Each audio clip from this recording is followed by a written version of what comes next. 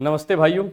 हम लोग ratio and proportion पढ़ रहे थे। आज उसकी पांचवी क्लास कल हो गई थी, आज छठी क्लास है, जिसमें हम लोग 2018 का जो क्वेश्चन थे वो कर लिए थे। 2019 का भी थोड़ा बहुत किए थे, बाकी आज कराएंगे, आज होगी। और 2020 का जो रहेगा वो कल होगा, है ना। तो चलते हैं भाई अपने बिना समय गवाए हुए अपने पहले क्वेश्चन पे। तो हमारा पहला क्वेश्चन है कि राजू और पीटर दो नाम के दो व्यक्ति हैं। उनके जो वेतन है ना, उनका अनुपात 3:5 है। तो उन दोनों के जो दोनों का वेतन है ना, उसमें 2,500 रुपए की वृद्धि हो जाती है। तो पूछा कि जब 2,500 की वृद्धि हो गई ना, तो उसके बाद उनका नया रेशियो क्या है। भाई रेशियो हमारा क्या होता है, पहले ये रेशियो है, उसमें चेंजेस कब आते हैं, जब उसमें हम कुछ जोड़ते हैं, है ना। जोड़ते हैं तो उनके वेतन में कितना आ गया, 2,500 रुपए का चेंजेस आ गए दोनों के प्रत्येक में। बोला है ना, प्रत्येक ईच सैलरी जो इंक्रीज हो गई वो कितना हो गया भाई, 2,500। ठीक है। तो क्या था भाई, पहले इनका जो रेशियो था वो 3:5 था। बाद में कितना हो गया, 11:15 हो गया। तो मैंने बताया था कि भाई जब ऐसा केस आए तो क्या करो, इनके गैप को बराबर कर दो।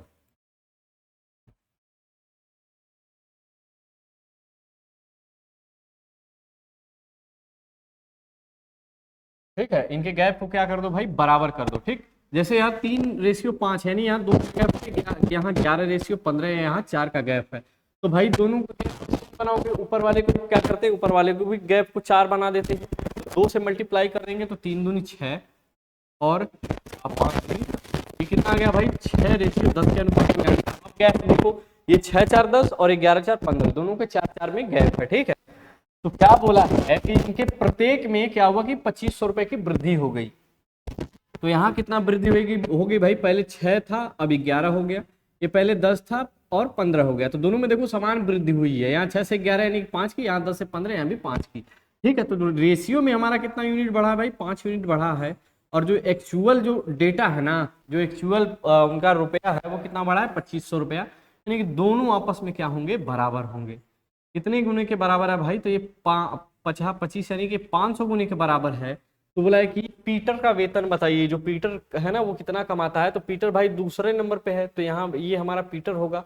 तो पीटर का कितना होगा, जब एक यूनिट का मान 500 है, तो 10 यूनिट का मान कितना हो गया भाई, 5,000 रुपए। 10 से क्या कर देंगे, मल्टीप्लाई कर देंगे। तो हमारा ऑप्शन बी यहाँ से करेक्ट होगा। आगे बढ़ेंगे।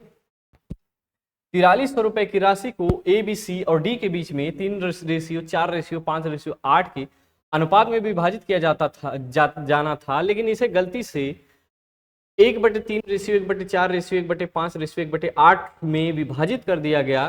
तो नतीजन यानी कि उसके बाद क्या हुआ, बोला है ना भाई कि पहले जो 4,360 रुपए हैं, तो उनको विभाजित करना जाना था 4 लोगों में, 3 4 5 और 8 के रेशियो में। लेकिन हुआ यूं कि उन्हें 1/3 1/4 1/5 1/8 के रेशियो में बांट दिया गया। तो वो ओवरऑल चेंजेस क्या आया है, चेंजेस इसमें बताने कि चेंज क्या हुआ है। ठीक है। तो भाई पहले मैं यहाँ देख लेता हूँ कि इनको एक्चुअल कितना रुपया मिलने चाहिए थे। ठीक है। तो यहाँ कितना यूनिट आएगा भाई, टोटल यूनिट।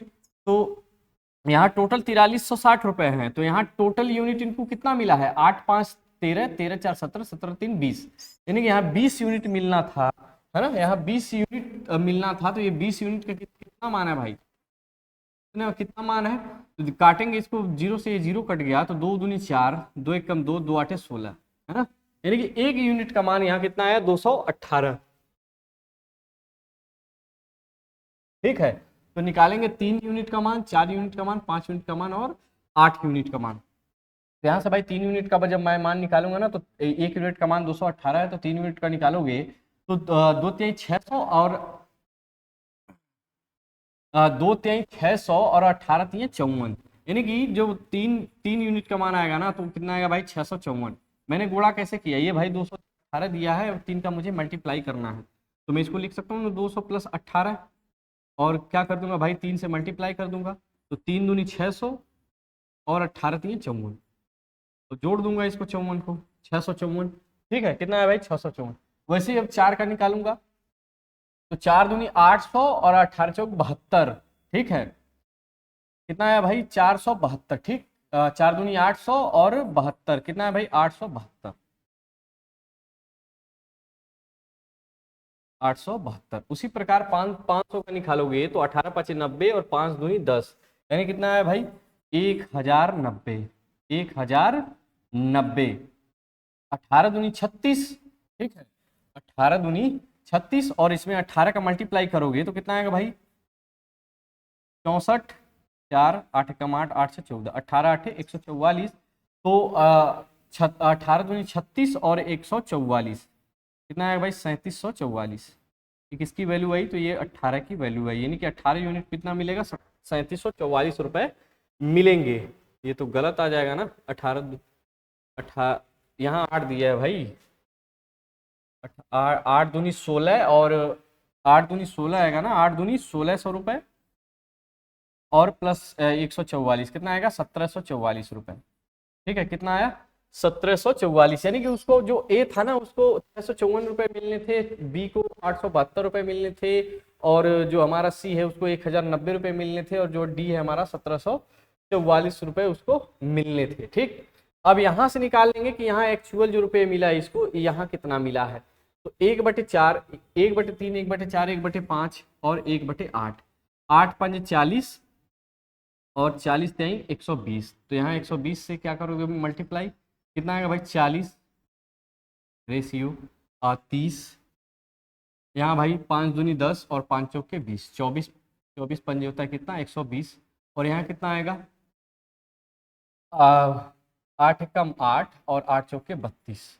ठीक है 8 चौके सॉरी 8 एकम 8 और 15 आएगा ना, 15 8 120, 15 8 120, यानी कि ए को यहाँ भाई मिला था 3 यूनिट, यहाँ 4 यूनिट 5 यूनिट, यहाँ कितना मिला है 40 30 24 और 15। ठीक है, तो सबको ऐड करो, यहाँ से देख लो, यहाँ ये ऐड करके देख लो ये कितने के बराबर है, कितना आएगा भाई 40 30 70, 70 और 20 90, 90 10 100 और 109, 109 का मान कितना दिया है भाई 4360 रुपए।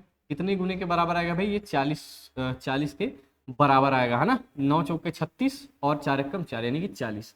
ठीक है, तो यहाँ से निकालोगे ए का, तो ए को मिला है 1600, और बी का निकालोगे तो कितना मिलेगा भाई 4 3 1200, और इसका निकालोगे 960 रुपये आएगा, 24 चौके 96।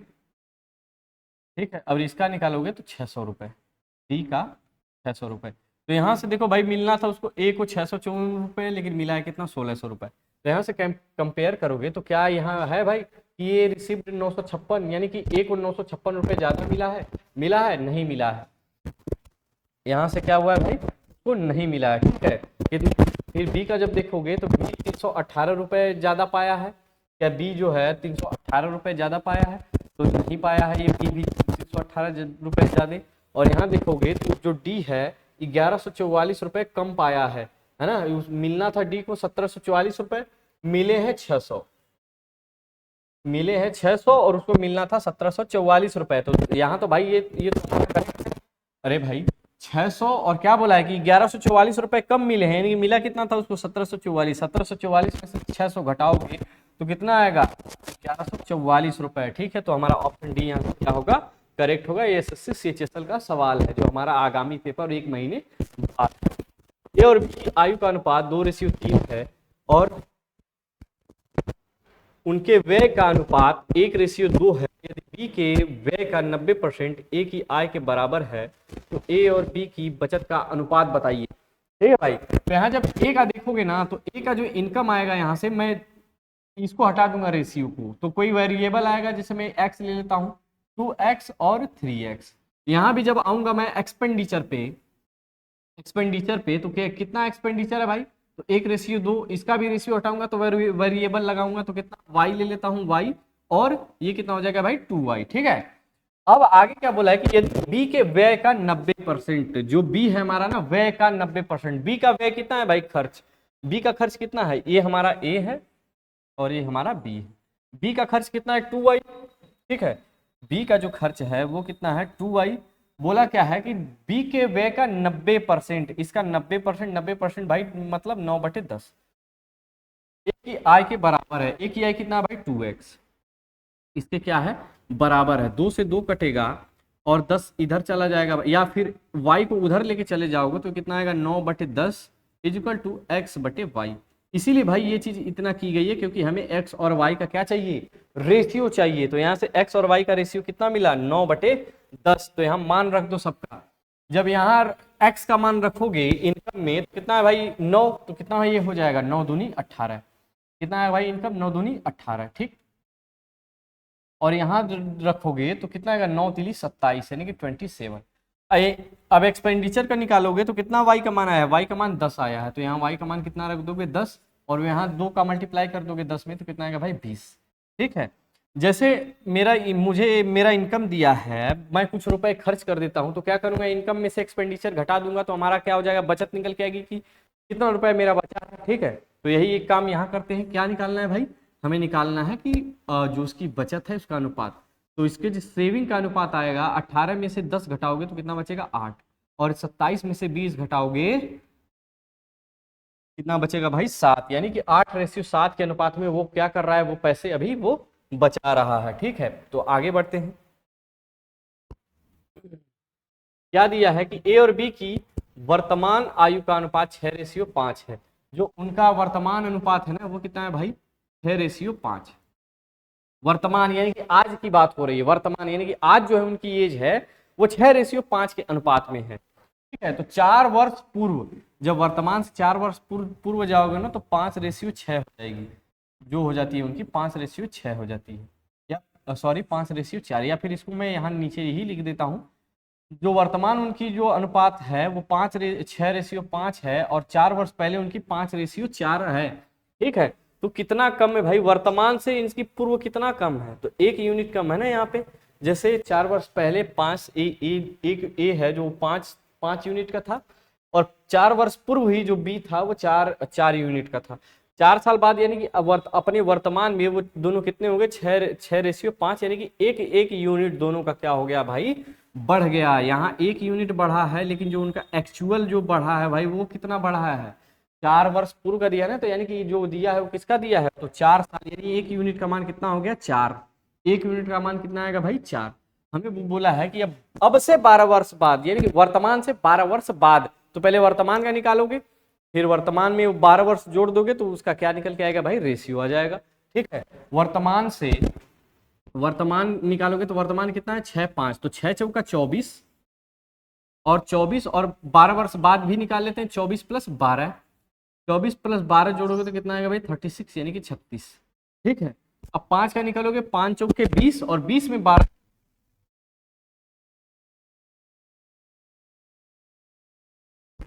वर्ष बाद ये कितना हो जाएगा भाई, तो ये हमारा हो जाएगा 8 के अनुपात में, जो हमारा ऑप्शन सी यहाँ से होगा करेक्ट होगा, ठीक है। हमारा ऑप्शन सी यहाँ से करेक्ट होगा। अगली सवाल में पढ़ते हैं।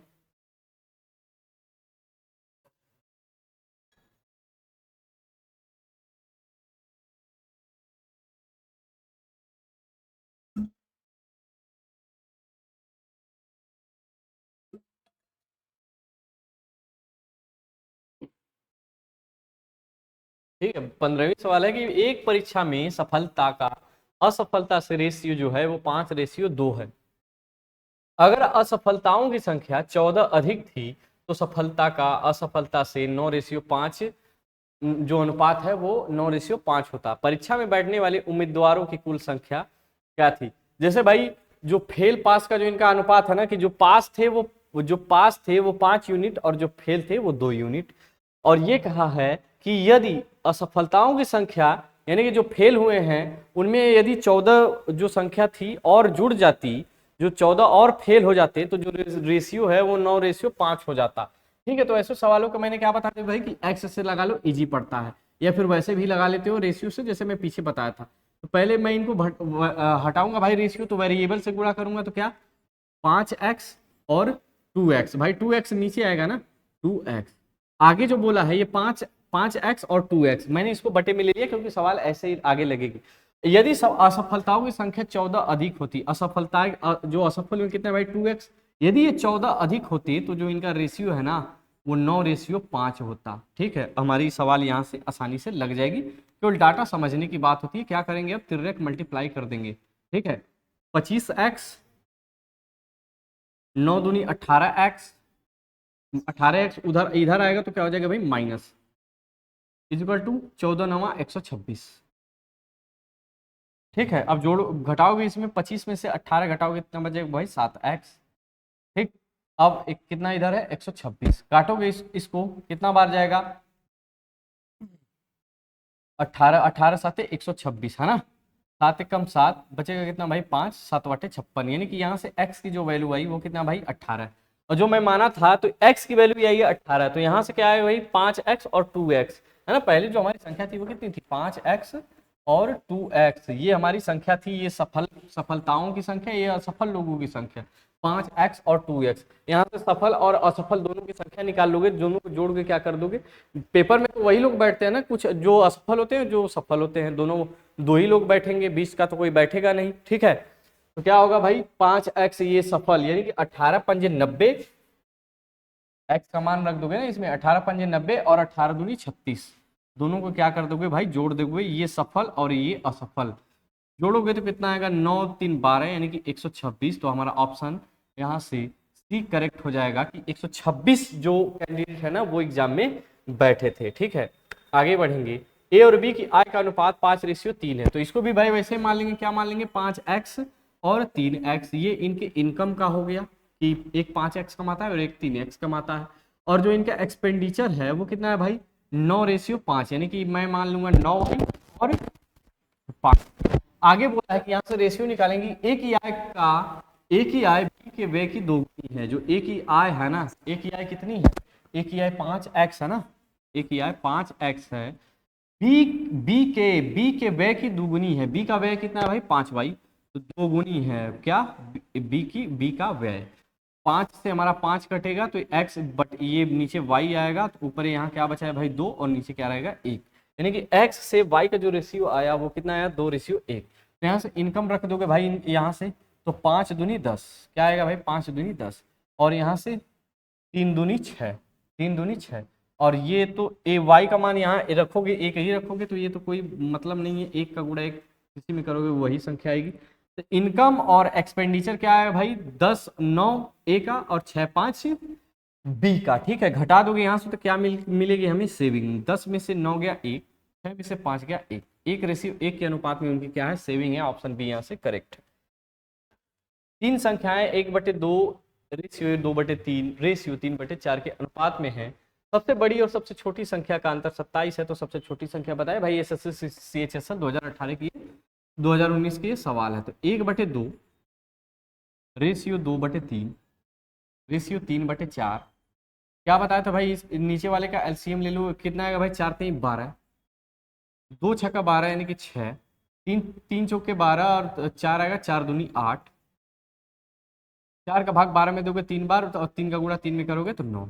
आगे बोला कि जो सबसे छोटी संख्या और सबसे बड़ी संख्या का अंतर है कितना है भाई 27, तो यहाँ से अंतर निकालोगे तो कितना आएगा 3 यूनिट, और 3 यूनिट का मान दिया है 27, कितनी गुनी के बराबर है भाई, तो 3 9 27, 9 गुनी के बराबर है। तो सबसे छोटी संख्या यानी कि 6 की वैल्यू पूछी है, गुणा करेंगे 9, कितना आएगा भाई 6 9 54, ऑप्शन नहीं दिया है लेकिन आंसर हमारा क्या आएगा 54।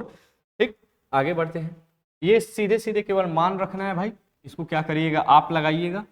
और आगे जो सवाल है, ये जो हमारी सवाल है क्या बोला है कि 8,000 रुपए को ए बी और सी के बीच इस प्रकार वितरित किया जाता है कि उन्हें क्रमशः 500 रुपए 200 रुपए और 100 रुपए के नोट प्राप्त होते हैं, उनके द्वारा प्राप्त राशि 15:2:3 के अनुपात में है।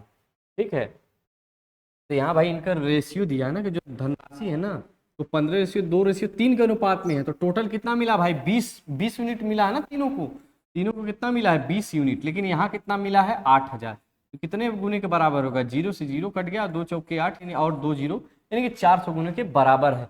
तो गुणा करेंगे 15 में, 15 चौके 60, यहाँ मैं लिख देता हूँ ए बी और सी। ए को जो मिलेगा भाई धन कितना मिलेगा, यहाँ 15 यूनिट मिला है तो ये भी 400 गुने के बराबर होगा, यानी कि 600, कितना सॉरी 15 चौका 60 यानी कि 6000। बी को कितना मिलेगा भाई 2 चौके 8 यानी कि 800, और सी को कितना मिलेगा 3 चौके 12 यानी कि 1200। और आगे क्या बोला है कि जो क्या मिला है भाई 500 रुपए के नोट मिले हैं। ठीक है, जो 6,000 रुपए है ना वो क्या है 500 रुपए के नोट हैं, और जो 800 हैं वो 200 रुपए के नोट हैं, और जो 1200 है ना पूरे, वो 100 रुपए के नोट है। ठीक है, 100 रुपए के नोट हैं। तो भाई हमारा 6000 रुपए है। ठीक है, जैसे अब मैं आपसे कहूँ कि टोटल 6000 रुपए हैं, वो उसके और सारे के सारे 500 रुपए के नोट हैं, मुझे बताओ कि कितने कितने नोट होंगे। तो आप क्या करेंगे भाई, 5 जो 6000 रुपए है 500 से भाग दोगे तो नोटों की संख्या निकल के आएगी आ जाएगी। तो यही काम यहाँ करेंगे हम। तो जो ए है वो 6000 रुपये रखा है, वो 500 रुपए का नोट है। ठीक है, 500 रुपए का नोट है। तो 0 से 0 काट दोगे और 5 का भागा 60 में दोगे तो कितना आएगा भाई, 12 बार। 2 0 से 2 0 कटा, 2 चौके 8, 0 से 2 0 कट गया, 2 0 से 2 0 तो कितना आएगा भाई, 12। कट रहा है तो काट दोगे, 4 3 12, 4 एकम 4, 4 3 12, यानी कि 3:1 के अनुपात में जो है ना वो संख्याएं हैं 500, 200 और 100 के नोटों की। तो जो हमारी ऑप्शन ए है यहाँ से करेक्ट होगा। और आज भाई हम अपना सेशन यहीं समाप्त करते हैं, मिलते हैं आपसे अगले सेशन में यानी कि कल। तब तक के लिए जय श्री राम, धन्यवाद।